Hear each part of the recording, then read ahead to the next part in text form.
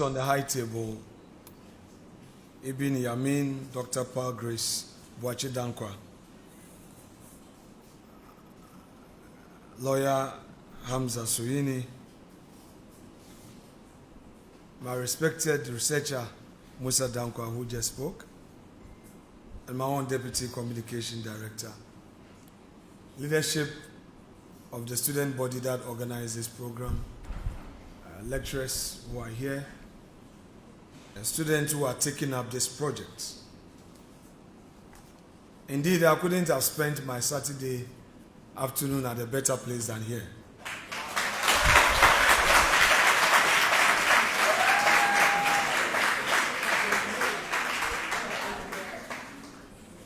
Such initiatives give hope to our democracy. But let me, without patronizing him, say something at the risk of being repetitive and adding to the superfluity of what he said. The politician in Ghana often forgets one thing: data. Data. And that is why the speaker, who has often been criticized and given names, has stood his grounds, and I'm happy he tells us that, well, he doesn't add emotions to data. But I'll share with you a life experience with data. I started my political career in 2003. That was my first attempt to be in parliament. In the primaries, I was contesting with my own uncle, that is the last born of my mom, siblings, a businessman's son, and he was a big name in Winneba called Kwesi Nanasoya. And here was I, a young, up-and-coming businessman, a law student. I think I was 24 or 25. Anyway, 203, I was born in 78, so do the mathematics. Then a certain retired teacher called me and told me that he wants to do research for me to see my chances of winning the primaries. Not to bore you, through the research, I got to know that the delegates at the time, MPP, it was only polling station chairpersons who were voting. So I got to know from him that my stepdad's relationship with most of them was what would get me there. And when he brought the report, he was like, look, many people are saying, oh, your stepdad is a very calm person, very open-minded, he respects people. So if he has brought you up, then they have hope. So whereas my uncle was all over the place, Sawyer was all over the place, his father was a contractor, he's a big boy, and all the elderly people in Winneba were supporting the seniors out of the three of us. When we went to the vote, I won. Then the elder said, no, Yantiase, Aden, the whole Efutu presenting a small boy in parliament, Yenti. Then we fought. Eventually, President Kufuor asked me to step down. So I had to step down, though I had won my primaries. A thing that many people cannot contain, anyway. Then in 2006, this same man asked me to go to the grassroots and become an assemblyman. I said, I want to be MP. And he said I should go and contest as assemblyman. He said, yes, you must. Where you grew up, Kojo Bedu, go back. Then he initiated a research, got some graduate students to do some research. And again, the feedback was my stepdad. And then we had some old women who remembered my childhood. They said, oh, Kwame Naze was Sumana Oko, Opeinbia Sumana Oko, Obaze, And I was getting the feedback. And there were some critics who were also wondering, why should a young man be rich? Where did he get his money? So, guided by the research, I tailored my message. And when we went for the assembly elections, I won overwhelmingly. Though the district assembly elections is not partisan, but you know, politicians always have a way of doing things. My party had its preferred candidate, and I beat that person. Although I was MPP, I was not the choice of the party for the electoral area. Then came 208 primaries again. And the same man was guiding me on how to go about it. And it was clear that it was going to be a tie. 45 people voting. If you get 23, you've won. And we fought. Some 2 people deceived us. We managed to pull one through. Then it became 22-22. Then the regional executive said, okay, the incumbent MP, who I was challenging, had a casting vote. And guess what? Would he vote for me? He voted for himself. So it became 23-22. So I lost out. I couldn't go to parliament. 208 MPP lost in Winneba. The parliamentary seats, the NDC candidate won with over 3,500 votes. And everybody abandoned the party. So I took it upon myself to reorganize a party. Again, guided by data. This time, I managed to win the primaries overwhelmingly and the main elections of 2012. I was contesting against a cabinet minister. At the time, my opponent was a huge brand in Winneba and even in government, because at a point, he was the acting finance minister. And every electoral area where we campaigned, the message was, he's a small boy. I think I was 32, 33. Small boy, small boy. Even NPP people, oh, if he wins, he won't be a minister. And you know, Winneba is a conservative community.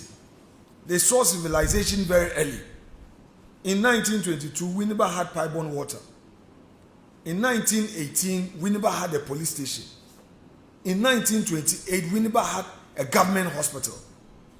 Somewhere in the 50s, Winneba had the first training college, government Gold Coast College of Education. It was in Winneba. So Winneba is a big place. Cocoa trading, it was a place for exports. So they don't joke with their image and all. So it was a big deal. Now, guided by data, and we had cluster of research. And you see, a week to election, the researchers brought their report. And they told me in the face, like the way Mr. Musa Dankwa just said. They said, look, we want to be unemotional with you. You are going to lose the election. All the elderly people don't think you are the man. You are too young. There are some areas you are campaigning, you are wasting your time. Don't go there. If you go, it won't change anything. Focus in certain areas. So just as we're about to close the meeting, one of the researchers said he had something to say. He said, okay, bring it up. He said, okay, you know, if we can organize a program where you and your opponent can have a debate, at least it will tell the people something. So we had a strategy and we had a debate, and our opponent fell into the trap. He participated in the debate. And he gave me the opportunity to sell my vision. And in Winneba, the 2 radio stations, all the elderly people were listening. And after the debate, the entire Winneba burst into jubilation. Hey, Alex, oh, Alex. Alex, oh, Alex. Hey, what's happening? They say, you win. So within 1 week, and that is why I listened carefully to him, and those of you who are going to have a career in this research, marketing for politicians, you pay attention. It's not over until it's over.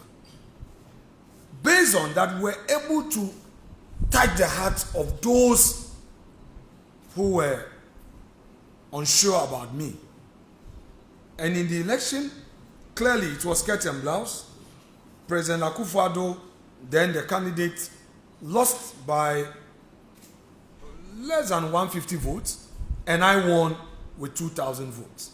It was a big shock because Ben Efson had also conducted a research, and it was clear that I wasn't going to make it. And truly, all the areas they predicted came true. So the people that we are working with, they pay attention to a lot of things. And I share something else with you. 2016 elections. The NDC candidate, his dad was a Winnebarian, his mom a Russian. He could not speak Fanti, could not speak Tree, he could not speak any Ghanaian language. My mom is a Fanti woman from Winneba, a royal. My dad is an Anloman. And we had the election. I won. 10,000 difference. But I studied the results, and I realized that Akosia village, the Ever community, the guy beat me. I was hurt. I said, my own people. But I was not upset with them. I studied the results. I said, no, I need to do research. So I engaged 3 different research groups to go to the village and find out why. Because as far as I know, when my dad was the Greek officer in the 70s, he was buying them fish wares, supporting them, and daddy came to talk to them. So what's the problem? I got to know why. Then came 2016. And there's something funny. As you are getting into politics, you get to know. You see, on the day of elections, at the polling station, if you are a good politician, and the people are in the queue, and you are winning, you will know. So, 2016, I got to Akosia village, and then they were in the queue. Togwi, Achaglini. Then they will use their hand. They'll give you a sign, giving you eye. I was scared. But if they don't want to, they are not voting for you. They look straight. You look at them. Nobody will look. If you get, good morning, they won't even mind you. Then you know that things are not well. And that's what happened in 2016. They look straight. They are so serious. They are anxious to go and vote. So I won. And I maintain it. When the 2024 data came, I said to myself, this thing is serious. I had read Musa Dankwa's research reports, and I organized some people to do some work for me, and they shared similar data. I asked myself, anyway, because there's an internal contest, let me tell it here.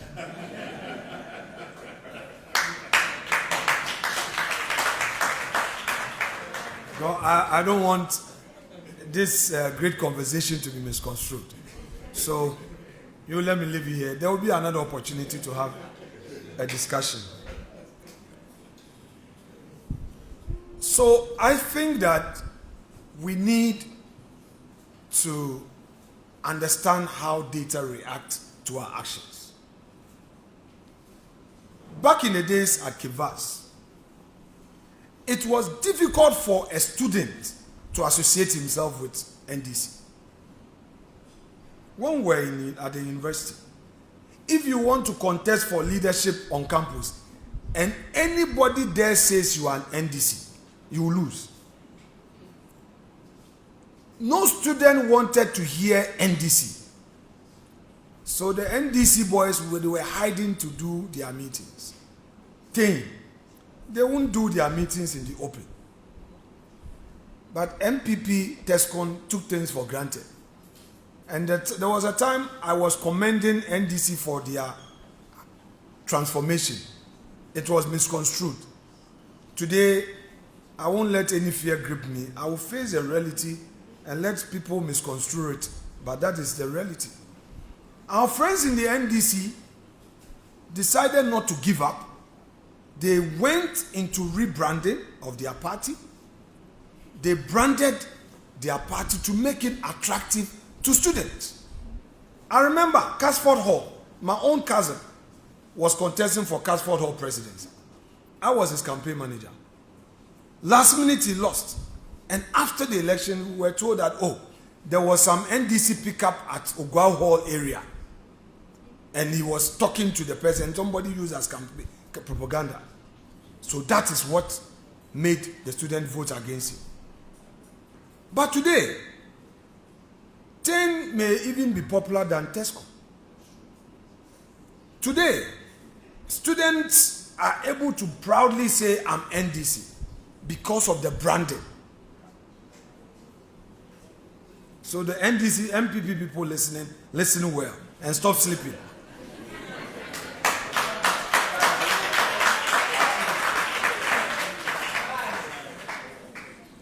When we won the first time in the year 2000,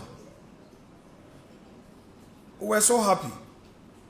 The NDC was devastated. They even feared to go to the radio stations. But within 2 years, they brought themselves together. To the extent that by 2004, they were able to reclaim some of the seats we snatched from them in 2000. By 2008, they had made themselves formidable to snatch power. Then we went back to prepare ourselves for 2016 after the disappointment in 2012, and we got back power, got the highest majority seats ever, 169. Again, we went to sleep. We thought it was all about free SHS. Whereas our friends were breaking it into pieces and crashing the impact of free SHS. I'm sure all of you are free SHS products.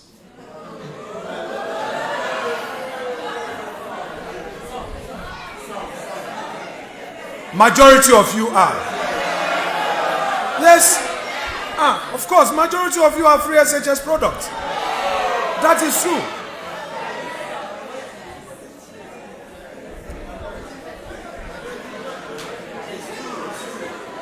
Hello.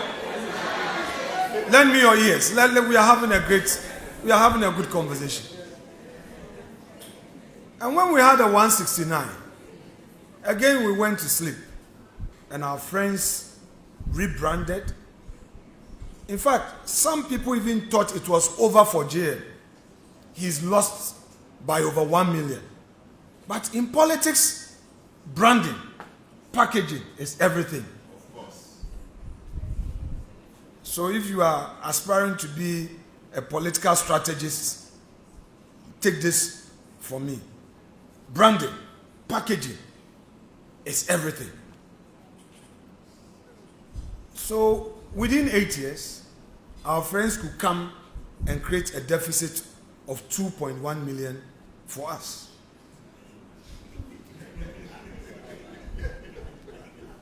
And even our mighty 88, they have managed to snatch one to make it mighty 87. But all too soon, they have forgotten themselves. They have started sliding and they don't see it. They have forgotten the jobs issue, the 24-hour economy, they seem to have forgotten. The Galamsey, they promised they are going to deal with it, they have forgotten. Central region, the water is not flowing, water's bodies polluted. The gold bond that was set up, beautiful idea. But I warned them in Parliament that it was going to promote galamsey, and that is what is happening. Gentlemen and ladies, situation is getting out of hand, and that is a reality. And our friends should not take that great image they have for granted. It's getting out of hand. By January next year, the youth will begin to ask about the jobs. At that point, it's no more about going to say this or that. It's not about the song, and it's not about anything again. You can't continue to blame the Akufo-Addo government anymore. They will need the deliverables. Today, if you are a political opponent and you are not careful, you get arrested for criticizing the government. They say causing fear and panic. These are the things that politicians take for granted when they get power. And in the end, before they realize it's too late to recover. Yesterday I was sad. In court, I brought the ruling of the judge.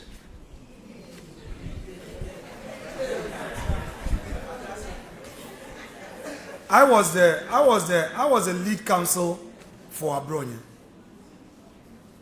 And because we are in an academic environment, though you are not lawyers, I want you to just Google after here the case of Tagore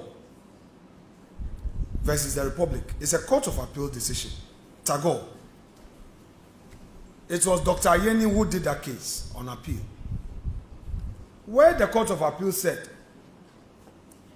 that the fact that a case gains notoriety in public space,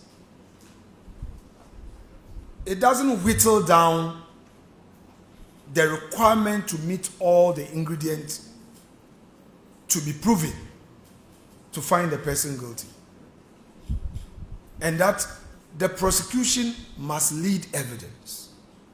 So you hear of a matter, it's being discussed on social media, and we think it's sufficient, the person is guilty. Tagore was freed by the Court of Appeal on those cocaine-related charges because the Court of Appeal felt that prosecution could not do a good job. So if somebody is alleged to have committed an offense, what the police is supposed to do is to have all the patience to investigate and follow due process. Ladies and gentlemen, sometimes we get impatient, but the best way to sustain democracy is to ensure that institutions work, and they work for the good of all. So yesterday, a judge receives Abronye in his court. Earlier in the week, the police go to him. The prosecutor says to the judge, I want you to remand him till Friday. Then he also granted. Yesterday we were in court. This is what the judge said. Listen to him. He's a judge. Listen to him. He says, quote, accused person before the court is facing 2 charges of misdemeanor. Misdemeanor is a lesser offense, an offense that means nothing, really. If you are convicted, it's a fine. Then you go home.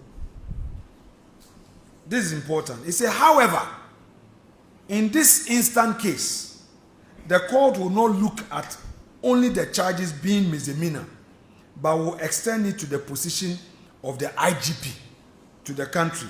That is the head of the police service. The words which came from the accused person is likely to put the security of the nation into disrepute. Then he goes further to worsen the matter.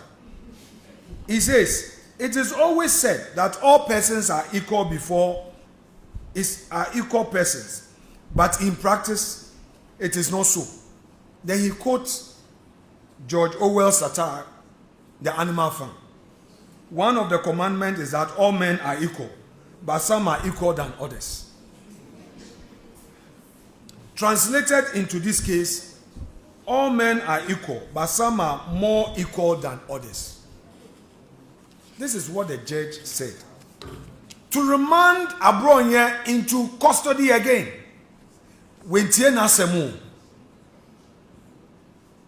If you are a judge and you're remanding somebody into custody,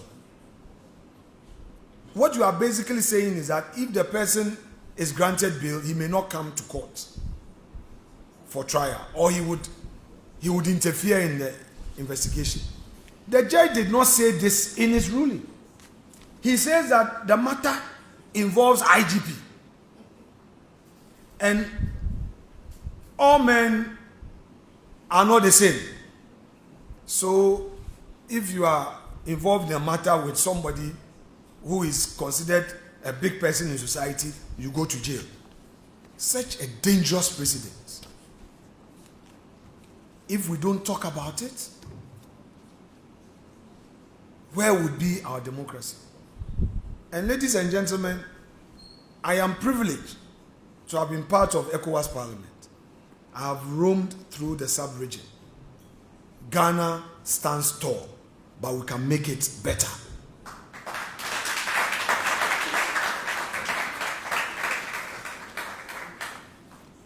So I would want to encourage our friends in government today. Let's not create too much space for excesses of governance. Let us push away the extremists out of the fray. Let's take them away and allow the moderates to take charge. Both sides, MPP, NDC. I recall, for the 8 years of our administration, some of us took it upon ourselves to create that bridge, behind the scenes engagement, to ensure that the temperature was brought down, especially when it comes to dealing with opponents. Colleagues in Parliament will attest to this. I wouldn't go into details. I am saddened by some of the things that I see. And if our friends really want to give a certain lasting image to Mr. President, especially so when this is his last term and they want a legacy for him, they would advise the hardliners to get off the stage. Maybe now they are not feeling it. Though it will be to their political disadvantage, but it affects the image of the country and all of us. So I will plead with governments, be measured, be humane. Let's focus on the deliverables that will transform our people. Of course, that is not to say that there should be no accountability. After all, when you get into public office, you should have at the back of your mind that someday you would have to account. So if Iyoko is inviting a former appointee, so be it. But due process must be followed. Iyoko must not say you have come until you post 100 million bail bond, you are not going home. Then you stay there for 14 days, like it happened to Mr. Adnan, the former buffer stock chief executive. Kofi Palu has been in for over a week because of onerous bail conditions, administrative bail conditions that are very onerous, and it is clear it is aimed at punishing. As a minority leader, the least I talk about the threat I receive, the better. Even yesterday, somebody threatened me. Is that what we need for our democracy? Sometimes when people criticize you, it straightens you, it helps you. To the extent that the person is not abusing you but expressing a view, I think we should tolerate it. Why would a national vice chairperson of a ruling party openly say, if I had come to meet Afenyo-Markin, I would have killed him, and gone ahead to say there would have been by-election in his constituency. Is it fair? Students, is it right? No. It doesn't matter. We don't have to go there. You don't. And you see, this is a warning to those of us who are in political leadership. And I'm happy the researcher who spoke before me discussed this. The way social media is operating now, if care is not taken and the youth lose trust in the two political parties, they will take over and we'll find ourselves in Nsawam. And they will not listen to you because you have told them that there's no need for due process. And those, my colleagues in politics who have ears, should hear me and hear me well.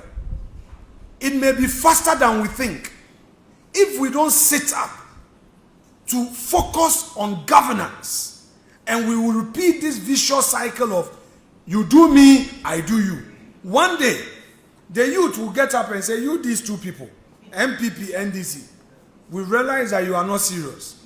So when you vote for you, you come. Then you misbehave. Then you go. Then another will come. We are tired of you. Both of you, we don't need politics again. We are taking over. We should be careful, so that we give confidence to the people. And with that, I'm sure they would aspire to be part of the governance of the country. I want to thank you for the gracious opportunity granted me to share my thought with you. I wish you well. Ghana is all we have as students. It's good you've taken this up and you've invited us to share our perspectives with you in your academic exercise. God bless you.